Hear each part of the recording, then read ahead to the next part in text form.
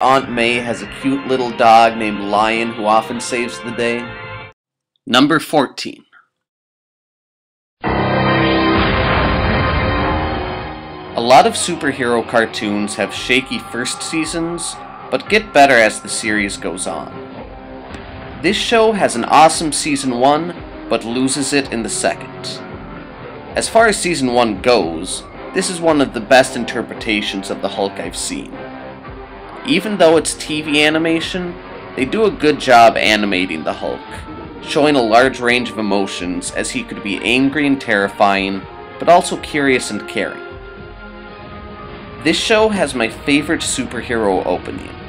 It beautifully illustrates the Hulk tearing apart Banner's world, and the rest of the world attacking the Hulk. I really liked that rather than focusing on a villain or guest star of the week, Season 1 put a lot of its focus on Banner and the Hulk. The supporting cast had pretty terrible dialogue and some irritating personalities, but I really credit the show with making a good attempt at using the Hulk's great supporting cast. This is something that for some reason every other Hulk adaptation refuses to do.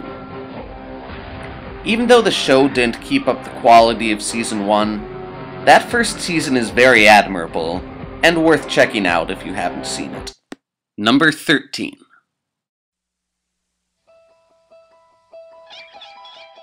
When this series was first announced and first aired, it seemed like everybody online was calling for its cancellation. That's mainly because Batman the Animated Series was held on such a high pedestal. This show understandably doesn't reach the level of quality of that one, but it's still a great Batman cartoon. It started off on shaky ground, but really improved as it learned how to balance comedy, drama, and action. It always had a lot of great action sequences. Did a good job at making the villains different than previous incarnations, especially the Joker, who had a really cool design. The additions of Batgirl and Robin really helped the cast, and this is one of my favorite Alfreds. I really loved the design of this show. The look of it was very unique, and I remember it being one of the last reasons to watch Saturday mornings. It's a shame that this never reran on TV, because it deserved a bigger following than it got. Number 12.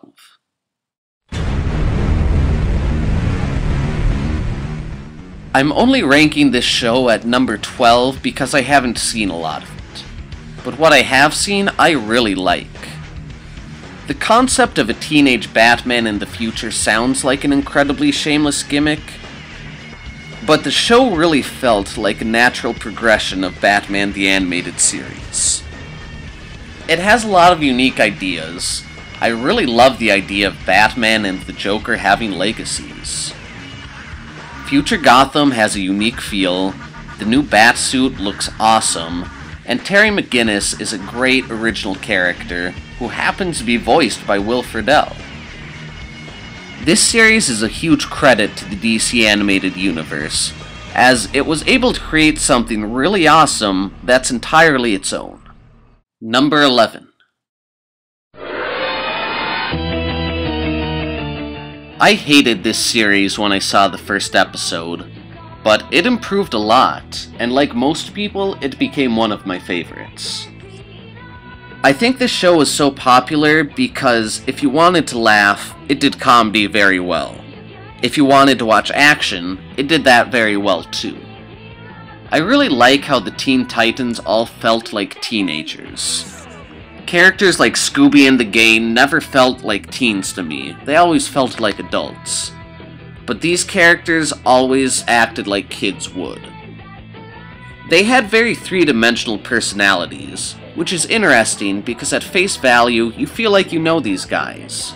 The strong one, the serious leader, the innocent one, the goofball, and the goth.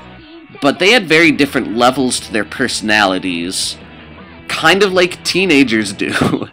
And they also had different dynamics among the pairings. The anime influence made this show feel very unique, and I'm really surprised that it didn't make my top 10. Number 10. I really went back and forth if this show should be in the top 10 or not. I mean, it's hard to argue that it's better than Teen Titans, Batman Beyond, or even The Batman. The show could be very melodramatic, had terrible dialogue, and a lot of pointless episodes. But it came down to the fact that I'd feel bad if it wasn't in the top 10. I think a lot of us see this as the definitive Spider-Man show. Even if it isn't the best one, it's the one we all remember. I don't know what exactly it is. It could be the voice of Christopher Daniel Barnes, or the character designs, or the fact that it's just true to the spirit of the comics. But this show has been on the air pretty consistently since it began in 1994, and I don't think any other show on this list can say that. So, even if the quality doesn't hold up, the series somehow does. So, Spider-Man the Animated Series is number 10. Number 9.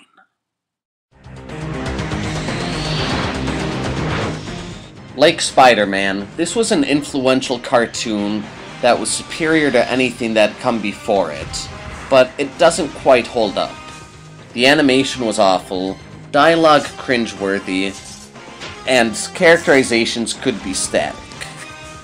But this show had a lot of heart that still makes it work today. And it didn't shy away from some very tough, mature themes. The issue of hate is present throughout the entire show, especially in the episodes Night of the Sentinels and Beauty and the Beast. It's also one of the few cartoons to ever acknowledge religion, which it does well in the Nightcrawler episode. Sure, it isn't perfect, and there are flaws, but it just doesn't feel right saying anything negative about it. Number 8. This should probably be in the top 5, I just haven't seen a lot of the episodes yet. But the few I have seen, I completely understand the large cult following. It's absolutely hilarious. The Tick is a great leading character for a comedy because he's just got such a big personality and so cavalier about everything, and the neurotic Arthur balances him out really well. This is a terrific superhero parody because it understands what it's parodying, instead of making some blanket generalizations about the genre. There are some great gags. In the first episode, there's a man who's clearly Clark Kent that can't find a place to change into his costume, and the Tick flat out tells a Punisher knockoff that guns and superheroes don't mix, get help. It's a great show that's just as good, if not better, than the terrific live-action show, and I hope